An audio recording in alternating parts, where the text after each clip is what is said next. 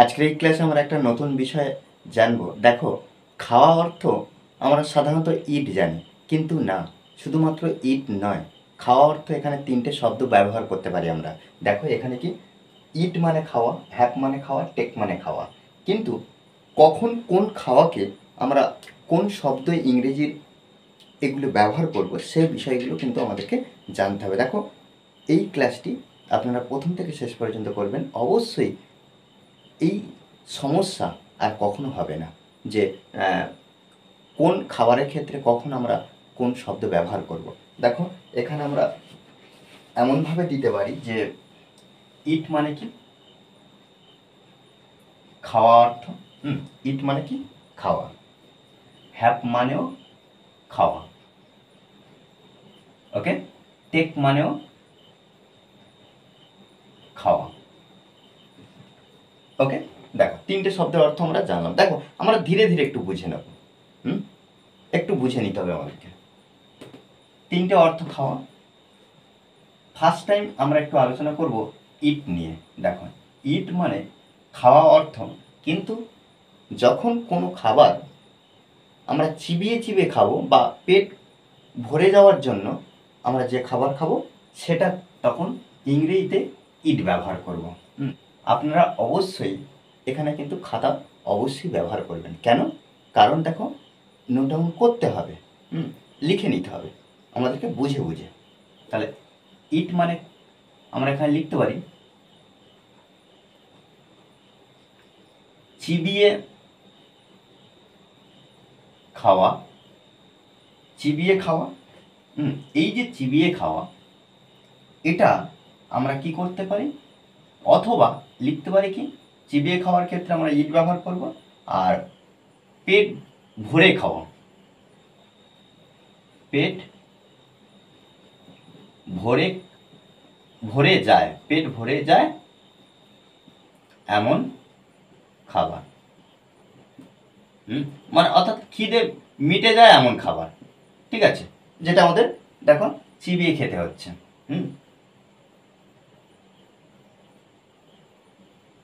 ওকে, দেখো আমি একটি আম খাচ্ছি। তাহলে দেখো এই যে আম, এটা কি করতে হবে, চিবিয়ে খেতে হবে। সেক্ষেত্রে কিন্তু আমরা এই ইটটা ব্যবহার করব। যেমন কি, আই, দেখো খাচ্ছি, খাওয়াটা কাজ চলছে। এটা এই জন্য আমরা কি করব, প্রেজেন্ট কন্টিনিউয়াসে লিখব। যখন এই যে খাচ্ছি, করছি, দেখছি, ঘুমাচ্ছি, এই ধরনের শব্দ যখন থাকবে, তখন আমরা কি করব না, সেটা হেল্পিং ভার্ব হিসেবে দেখো অ্যামিজারের মধ্যে যে কোনো একটা আনবো, তারপরে ভার্বের সঙ্গে আইএনজি। তাহলে এখানে খাওয়া অর্থ কোনটা, ইট। তাহলে আই এম ইটিং, কি খাচ্ছি, একটি আম, আ ম্যাঙ্গো। ওকে, আমরা রাতে ভাত খাই। এই যে খাই, এটা আমরা কি করব, প্রেজেন্ট ফর্মে লিখবো সাধারণভাবে। তাহলে এখানে রাতে ভাত খাই, উই ইট, কি খাই, we subject, it, it verb, ভাত খাই, রাইস। রাতে, নির্দিষ্ট রাতে, এক্ষেত্রে রাতে, রাত এই যে একাত থাকার জন্য আমরা কি করব, একটা প্রিপোজিশন ব্যবহার করব এই একাত থাকার জন্য, অ্যাট নাইট। ওকে, দেখো নির্দিষ্টভাবে বোঝাচ্ছে। আচ্ছা, এবারে আমরা আলোচনা করব কি, হ্যাভ। হ্যাভ অর্থ ও খাওয়া। ওকে, দেখো দেখো এখানে হ্যাভ, হ্যাভ অর্থ কিন্তু আমরা লিখেছি কি, খাওয়া। আর হ্যাভ কখন খাওয়া বোঝাবো, যখন কি কোনো কিছু পানীয়, পানীয় খাবার, অর্থাৎ যে কোনো পান করার ক্ষেত্রে, সেক্ষেত্রে আমরা হ্যাভ ব্যবহার করব, অর্থাৎ জলের ক্ষেত্রে হতে পারে। আর তারপরে কি, ভোজন। ভোজন অর্থাৎ কি, নির্দিষ্ট করে আমাদের যে অভ্যাস, আমাদের যে প্রতিনিয়ত যে খাবারটা, রেগুলার যে খাবারটা আমরা কিন্তু অনবরত খাই, সেই ভোজনের কথা বলা হচ্ছে। কেন?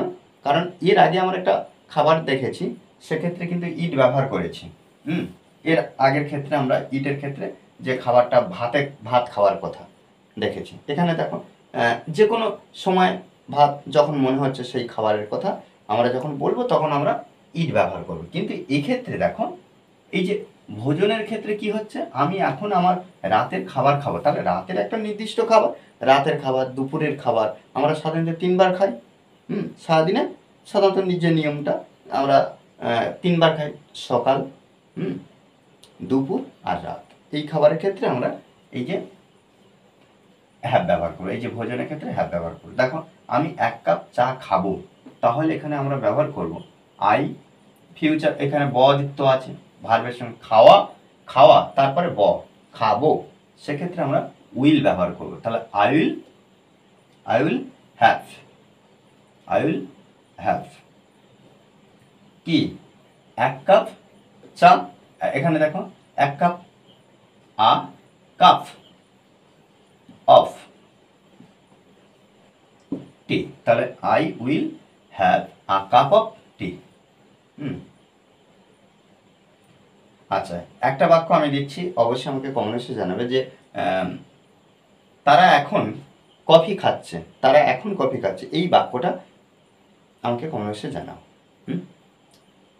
আমি এখন আমার রাতের খাবার খাচ্ছি, তাহলে দেখো আমি এখন আমার রাতের খাবার খাচ্ছি, এই যে খাচ্ছি, খাচ্ছি, ঘুমাচ্ছি, দেখছি, যাচ্ছি, এই ধরনের কি বাক্য কন্টিনিউয়াস টেন্সে। তাহলে এখানে এখন করছি প্রেজেন্ট কন্টিনিউয়াস টেন্স, আমি খাচ্ছি, তাহলে আই অ্যাম, তাহলে ভার্বটা যেহেতু আমরা এটা ব্যবহার করব খাওয়া অর্থ, ভোজনের ক্ষেত্রে, সেক্ষেত্রে আমরা হ্যাভিং ব্যবহার করব, হ্যাভিং, আই অ্যাম হ্যাভিং।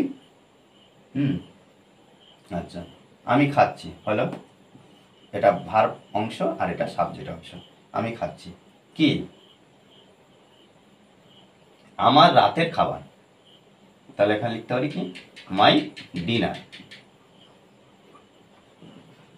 কখন, এখন, নাও। ওকে, তারপর দেখো আমরা এবার দেবো টেক। দেখো টেকটা কিন্তু আমরা বেশি ব্যবহার করে থাকি, আমরা অনেকে জানি বিষয়টা। দেখো খুব গুরুত্বপূর্ণ, একটু আমাদেরকে এটাও দেখতে হবে। এখানে কি টেক, টেক দেখো টেক অর্থ কিন্তু খাওয়া। এক্ষেত্রে দেখো টেক আমরা শুধুমাত্র এখানে দেখো ঔষধ, ঔষধ খাওয়ার ক্ষেত্রে, আর কি অল্প কিছু খাওয়া, অল্প কিছু খাওয়ার ক্ষেত্রে। ওকে, তাহলে ঔষধ খাওয়ার ক্ষেত্রে আমরা কি করব, টেক ব্যবহার করব, আর কি অল্প কিছু খাওয়ার ক্ষেত্রে, একটু সামান্য কিছু, সেক্ষেত্রে কিন্তু আমরা টেক ব্যবহার করব। দেখো আমি দিনে 2 বার ঔষধ খাই, এক্ষেত্রে দেখো এখানে কোনো বিষয় নেই, ঔষধের কথা বলা হচ্ছে, সেক্ষেত্রে আমরা টেক ব্যবহার করবো। তাহলে খাই, তাহলে I take, I take medicine, I take medicine. দেখো আই টেক মেডিসিন দিনে 2 বার, তাহলে 2 বার, এই যে 2 বার, টুয়াইস আ ডে। ওকে, আমি আপেলের 1টি কামড় খেয়েছিলাম। দেখো খেয়েছিলাম, টেক মানে কি খাওয়া, তাহলে এই ভার্বের এটা এই ভার্বটাকে এবার কিন্তু আমরা বাক্য ভেদে আমরা পরিবর্তন করব, বাক্য ভেদে আমাদের ব্যবহার করতে হবে প্রেজেন্ট পাস্ট, আর যখন পাস্ট পার্টিসিপল ব্যবহার করতে হবে, দেখো এক্ষেত্রে আমরা এটা তো লিখতে পারি যে টেক, টুক আর টেকেন। দেখো এই যে 3টে ভার্ব, V1, V2 আর V3, অর্থাৎ V3 means past participle of the main verb. তাহলে এখানে লিখতে পারি কি আমি আপেলের 1টি কামড় খেয়েছিলাম, তাহলে আই টুক, আমি খেয়েছিলাম, 1টি কামড়, আই টুক আ বাইট। আপেলের অফ দা ব্যবহার করতে পারি অ্যাপেল। ওকে, সে এক চুমুক কফি খেয়েছিল। তাহলে একইভাবে হি টুক টুক এক চুমুক কফি। আ শিপ মানে কি চুমুক, আ শিপ অফ কফি। দেখো, সহজভাবে আমাদেরকে একটু বুঝে নিতে হবে এবং স্পোকেন ইংলিশের ক্ষেত্রে আমাদের ব্যবহার করতে হবে। প্র্যাকটিস, এইভাবে কিন্তু আমাদের প্র্যাকটিস করতে হবে, তবে কিন্তু আমরা ইংলিশে ইমপ্রুভ করতে পারবো। ওকে, আর এই ক্লাসটি যদি ভালো লাগে অবশ্যই লাইক কমেন্ট শেয়ার। আর যারা এখনও পর্যন্ত এই চ্যানেলটি সাবস্ক্রাইব করেননি তারা অবশ্যই চ্যানেলটি সাবস্ক্রাইব করে পাশে থাকবেন। Okay, thanks for watching this video.